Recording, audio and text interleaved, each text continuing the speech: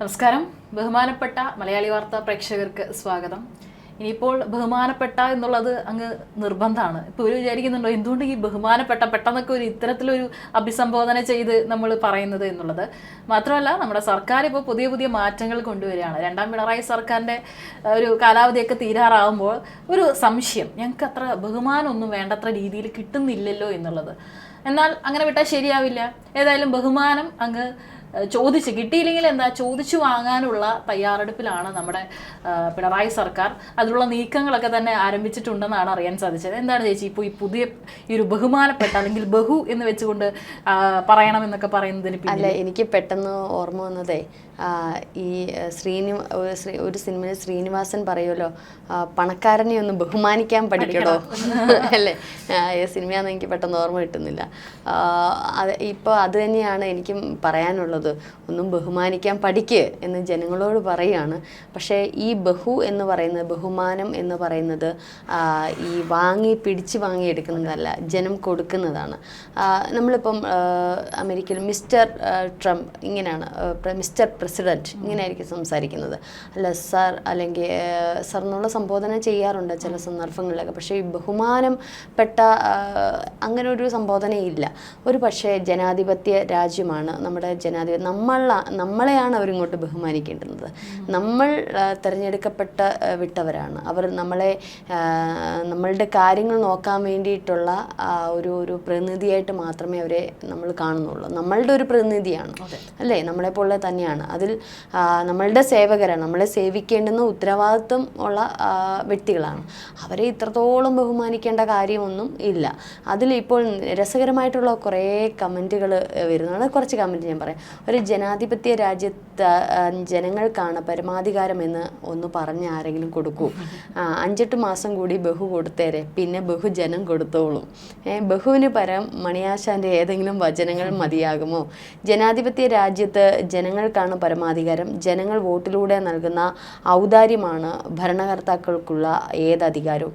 ബഹു പറയേണ്ട മന്ത്രിമാർ ബിന്ദു, വീണ, സജി ചെറിയാൻ പ്രവർത്തനം കൊണ്ട് മാത്രം കേരളത്തെ ലോക നിലവാരത്തിലെത്തിച്ച പ്രമുഖർ. ഇവരൊക്കെ വോട്ട് ചോദിച്ച് വീട്ടിൽ വരുമ്പോൾ ബഹുമാനപ്പെട്ട എനിക്ക് വോട്ട് ചെയ്യണം എന്ന് പറയുമോ? ബഹുമാനം ചോദിച്ച് വാങ്ങേണ്ട ഗതികേട്. അപ്പം ഇത്തരത്തിൽ രസകരമായിട്ടുള്ള നിരവധി കമൻറ്റുകളാണ്. ഒരു പക്ഷേ എനിക്ക് തോന്നുന്നു CPM LDF സർക്കാർ മാത്രമേ ഇത്തരത്തിലുള്ള ഏകാധിപത്യത്തിൻ്റെ സൂചനകൾ നൽകത്തുള്ളൂ. അതാണ് നമ്മളിവിടെ കാണുന്നത്. പണ്ട് രാജാക്കന്മാരുടെ കാലത്ത് അടിയാന്മാരുണ്ടായിരുന്നു, കുടിയാന്മാരുണ്ടായിരുന്നു, അവർണ വർഗക്കാരുണ്ടായിരുന്നു.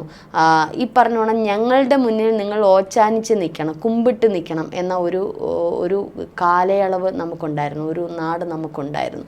അതിൽ നിന്നൊക്കെ മനുഷ്യൻ ഒരുപാട് മുന്നിലേക്ക് പോയി എന്ന് ഇപ്പോൾ പാർട്ടി അറിയുന്നില്ല എന്നുണ്ടോ?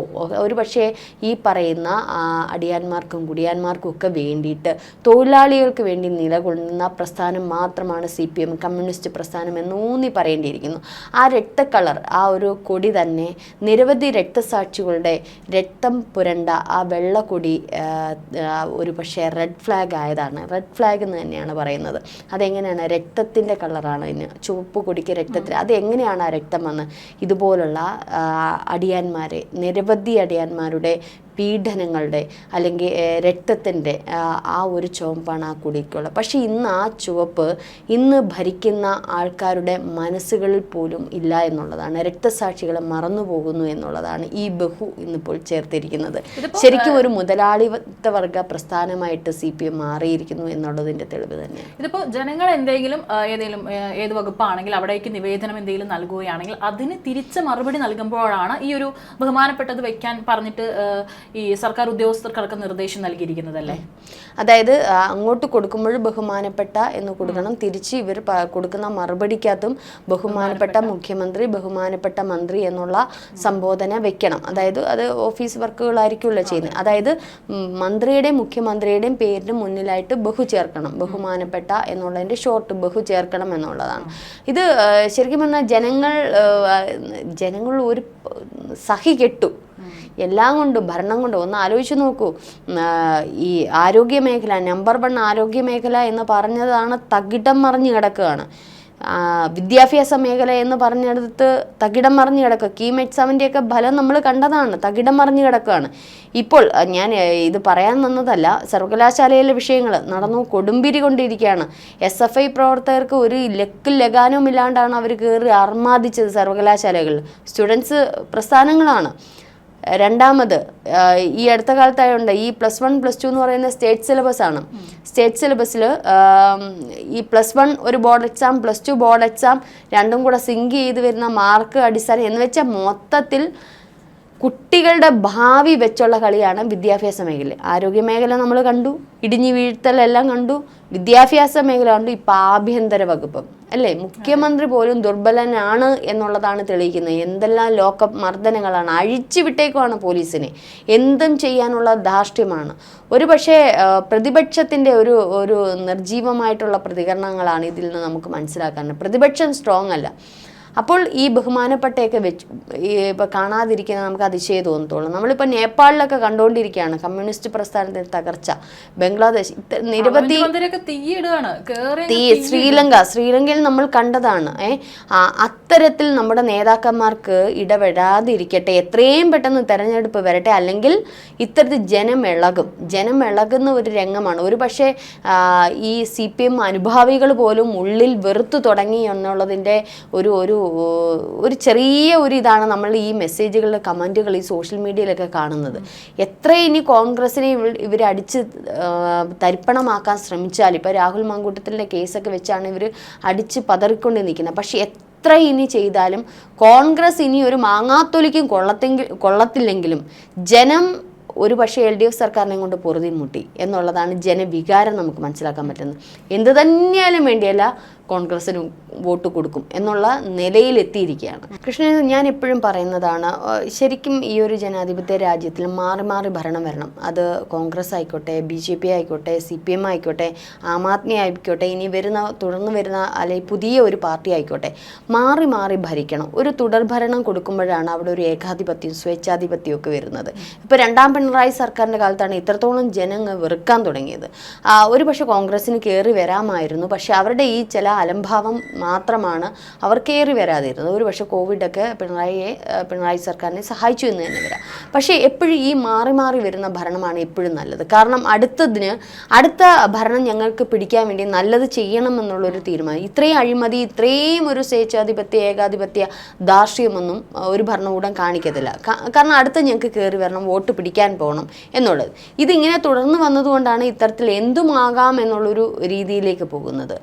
ഇതിപ്പോൾ ബഹു ചേർക്കണം എന്ന് പറയുമ്പോൾ നാളെ പറയും ഞാൻ വരുമ്പോൾ ഓച്ചാനിച്ച് നിൽക്കണമെന്ന്. മുഖ്യമന്ത്രി വരുമ്പോൾ നിങ്ങൾ ഇടയ്ക്ക് പറഞ്ഞതല്ലേ, കറുത്ത വസ്ത്രം ഇട്ടുകൊണ്ട് നിൽക്കരുത്, വെള്ള വസ്ത്രം മാത്രം ഇടണം, അല്ലെങ്കിൽ വേറെ കളർ ഇടണമെന്നുള്ളത്. അത് ശരിക്കും പറഞ്ഞാൽ ഒരു സ്വേച്ഛാധിപതിയുടെ ഒരു ധാർഷ്ട്യമല്ലേ കാണിക്കുന്നത്. ഇഷ്ടമുള്ള വസ്ത്രം ധരിക്കാനുള്ള അത് മുഖ്യമന്ത്രി വരുന്നത് കൊണ്ട് കറുത്ത വസ്ത്രം ധരിക്കരുതെന്ന് പറയുന്നത് എവിടുത്തെ ന്യായമാണ്? പ്രതിഷേധിക്കാൻ എന്ത് ഇതുകൊണ്ട് അത് കറുത്ത കൂടി കാണിച്ചാൽ എന്താ പ്രതിഷേധമല്ലേ അത്? അതുകൊണ്ട് സ്ത്രീകളും പുരുഷന്മാരും സ്ത്രീകളെ വരെ പിടിച്ചോണ്ട് പോയില്ലേ?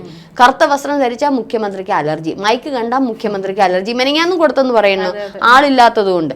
അപ്പൊ ഇദ്ദേഹത്തിന്റെ ഈ ഒരു ധാർഷ്ട്യം സത്യം പറഞ്ഞാൽ CPM തന്നെ വെട്ടിലായിരിക്കുന്ന അവസ്ഥയാണ്. അതിനകത്തുള്ള അല്ലെങ്കിൽ കമ്മ്യൂണിസ്റ്റ് പ്രസ്ഥാനത്തെ ജീവന തുല്യം സ്നേഹിക്കുന്നവർക്ക് പോലും ഇതൊന്നും കാണുമ്പോൾ രസിക്കുന്നില്ല എന്നുള്ളതാണ്. യഥാർത്ഥ കമ്മ്യൂണിസ്റ്റുകാരൻ ഇങ്ങനെയല്ല അല്ലേ? യഥാർത്ഥ കമ്മ്യൂണിസ്റ്റുകാരൻ ജനങ്ങളോടൊപ്പം ചേർന്ന് നിൽക്കുക. നമ്മൾ നേരത്തെയൊക്കെ കണ്ടു, EMS നമ്പൂതിരിപ്പാടായാലും ഈ പറഞ്ഞോണം എന്താണ് VS ആണെങ്കിലും ഒക്കെ നമ്മൾ ഇവരുടെയൊക്കെ ഒരു ഇത് നമ്മൾ കണ്ടിട്ടുണ്ട് അല്ലേ, എങ്ങനെയാണ് ജനങ്ങളോട് ചേർന്ന് നിൽക്കുന്നത് എന്നുള്ളത്. പക്ഷേ തികച്ചും ഒരു വ്യത്യസ്തമായിട്ടുള്ള ഒരു മുഖ്യമന്ത്രിയാണ് പിണറായി വിജയൻ എന്ന് പറയുന്നത്. അദ്ദേഹത്തിന് അടുത്തറിയുന്നവർക്ക് ചിലപ്പം നല്ലൊരു വ്യക്തിത്വത്തിന് ഉടമയായിരിക്കും, പക്ഷെ പുറമേ നിന്ന് നോക്കുന്നവർക്ക് ഇദ്ദേഹത്തിൻ്റെ ഒരു സ്വഭാവം അത്ര അരോചകമായിട്ടാണ് പലപ്പോഴും തോന്നുന്നത്. അത് മാധ്യമങ്ങളുടെ മുമ്പിലാണെങ്കിൽ തന്നെ എന്തോ ഒരു ഇതുപോലെയാണ്, താനാണ് ഇതിൻ്റെ മൊത്തത്തിൽ അധികാരി എന്നുള്ളൊരു ഭാവമാണ്. ആ ഭാവം ഉള്ളിടത്തോളം കാലം ഇത് ഇങ്ങനെയൊക്കെ തന്നെ പോകും. എന്തായാലും 6-7 മാസം കൂടെ ജനങ്ങൾ സഹിച്ചേ പറ്റത്തുള്ളൂ. അത് ഈ കമൻറ്റുകളിൽ പറയുന്നത് പോലെ 7 മാസം കൂടെ സഹിക്കണം, ഈ ബഹു അങ്ങ് ചേർത്തങ്ങ് ഇട്ട് കൊടുത്തേക്ക് എന്നുള്ള ഒരു നിലപാട് ജനവും എത്തിയിരിക്കും. അത്രയ്ക്ക് മടുത്തു എന്നുള്ളതാണ്. ഈ ഒരു സാഹചര്യത്തിൽ മുൻപ് വന്നിട്ടുള്ള 2 കോടതി വിധി ഇപ്പോൾ ഈ ഒരു ബഹു എന്നൊക്കെ പറഞ്ഞ് ചേർക്കുകയാണ്. പണ്ട് ഈ കൊളോണിയൽ കാലഘട്ടത്തിലുണ്ടായിരുന്ന ഇത്തരത്തിലുള്ള ഈ പദങ്ങളൊക്കെ എടുത്തു മാറ്റിക്കൊണ്ടിരിക്കുകയാണ് കോടതി. 2009 തന്നെ മദ്രാസ് ഹൈക്കോടതിയിൽ അന്ന് ജസ്റ്റിസ് ആയിരുന്ന കെ ചന്ദ്രു എന്ന് പറയുന്ന അദ്ദേഹം യുവർ ലോർഡ്ഷിപ്പ് എന്ന് പറയുന്ന കോടതികളിൽ ഉപയോഗിക്കുന്ന പദമാണ്, നമ്മൾ സിനിമകളിലൊക്കെ കണ്ടിട്ടുള്ളതാണ്. ആ ഒരു പദം ഉപയോഗിക്കുന്നത് അടക്കം നിരോധിച്ചിരുന്നു. ഒരു കോടതിയാണ് അത്തരത്തിൽ മദ്രാസ് ഹൈക്കോടതി അന്ന് ഉത്തരവിട്ടിട്ടുണ്ടായിരുന്നു. അതായത് ജഡ്ജിമാരെയും അവിടെയുള്ള മജിസ്ട്രേറ്റുമാരെയൊക്കെ തന്നെ അഭിസംബോധന ചെയ്യാൻ സാർ അല്ലെങ്കിൽ മേഡം എന്ന് മാത്രം അത്തരത്തിലുള്ള മാന്യമായ വാക്കുകൾ ഉപയോഗിച്ചാൽ മതിയെന്നാണ് അന്ന് മദ്രാസ് ഹൈക്കോടതി ഉത്തരവിട്ടത്. അതുപോലെ തന്നെ 2019 രാജസ്ഥാൻ ഹൈക്കോടതിയും ഇത്തരത്തിൽ മൈ ലോർഡ്, യുവർ ലോർഡ്ഷിപ്പ് തുടങ്ങിയിട്ടുള്ള പദങ്ങൾ പൂർണ്ണമായിട്ട് ഒഴിവാക്കാനുള്ള ഉത്തരവിട്ടിട്ടുണ്ടായിരുന്നു. അന്ന് സുപ്രീം കോടതി ജഡ്ജിമാർ പോലും ഇത്തരത്തിൽ അവരെ വിളിക്കുമ്പോൾ അവർക്ക് പോലും വളരെ അസ്വസ്ഥരായിരിക്കുകയാണ് ഇത്തരത്തിലുള്ള പദങ്ങൾ ഉപയോഗിക്കുന്നത്. പരസ്യമായി തന്നെ അന്ന് പറഞ്ഞിട്ടുണ്ട് ഇത്തരത്തിലുള്ള പദങ്ങൾ വേണ്ട, സാർ അല്ലെങ്കിൽ മേഡം എന്ന് മാത്രം അഭിസംബോധന ചെയ്താൽ. നമ്മുടെ കോടതികളടക്കം ഈ പറയുന്ന കൊളോണിയൽ കാലഘട്ടത്തിൽ ഉണ്ടായിരുന്ന ഇത്തരത്തിലുള്ള ഈ തുടർന്നുകൊണ്ടിരിക്കുന്ന ഈ ഒരു ചടങ്ങ് ഇത് മാറ്റിവെക്കാനുള്ള നിർദ്ദേശം കൃത്യമായിട്ട് നൽകുക. അപ്പോഴാണ് ഇവിടെ കേരളം പോലുള്ള നമ്മുടെ ഒരു സംസ്ഥാനത്ത് ഒരു പക്ഷേ ഒരു 35 വിദ്യാസമ്പന്നരാണെന്ന് നമ്മൾ തന്നെ പറയുന്ന സംസ്ഥാനത്ത് ഇത്തരത്തിൽ വീണ്ടും ഈ പഴയ സാധനങ്ങൾ ഇതൊക്കെ എന്ന് പറയുന്നത് ഒരു ചരിത്രത്തിന്റെ ഒരു ഇപ്പോഴും മാറി മറയപ്പെടാത്ത ചില കാര്യങ്ങളാണ്. കാരണം 40-40 വർഷത്തോളം ബ്രിട്ടീഷ് അടിമകളാക്കിയിരുന്നു രാജ്യമായിരുന്നു നമ്മുടേത്. അപ്പോൾ അടിമകളാകാൻ നിന്നു കൊടുന്നു. എനിക്ക് തോന്നുന്നു അന്ന് 10-14,000 പേരെങ്ങാണ്ട് ബ്രിട്ടീഷുകാർ ഇവിടെ നമ്മുടെ രാജ്യത്ത്, ഈ 14,000 പേരാണ് എത്ര കോടി ജനങ്ങളെയാണ് ഭരിച്ചിരുന്നതെന്ന് ചിന്തിക്കണം.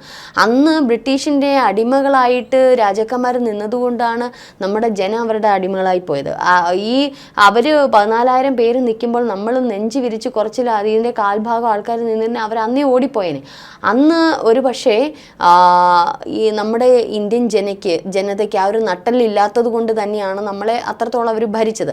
അവരുടെ ചില സിസ്റ്റമാറ്റിക് നമ്മുടെ ഭരണഘടനയിൽ പോലും നമ്മുടെ നിയമങ്ങളിൽ പോലും അവരുടെ നിയമങ്ങൾ അനുശാസിക്കുന്നത് തന്നെയാണ് ഇപ്പോൾ അത് ആവർത്തിച്ചുകൊണ്ടിരിക്കുക. ഇനി അതിനൊരു മാറ്റം വരുത്തണം.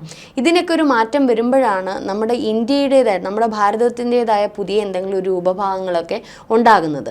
ഇപ്പോൾ ഈ സാർ, മൈലോഡ് എന്നൊക്കെയുള്ള ഒരു പദപ്രയോഗം അവരുടെ ആ ഒരു കൊളോണിയൽ കാലത്ത് നിന്ന് നമ്മൾ ക്യാച്ച് ചെയ്തെടുത്തതാണ്. ഇപ്പം നമ്മുടെ സംസ്കാരം, ഭാരത സംസ്കാരം അതിന് മുമ്പ് വേറെ ഒന്നായിരുന്നു. രാജാക്കന്മാരായിരുന്നല്ലോ ഭരിച്ചിരുന്നത്.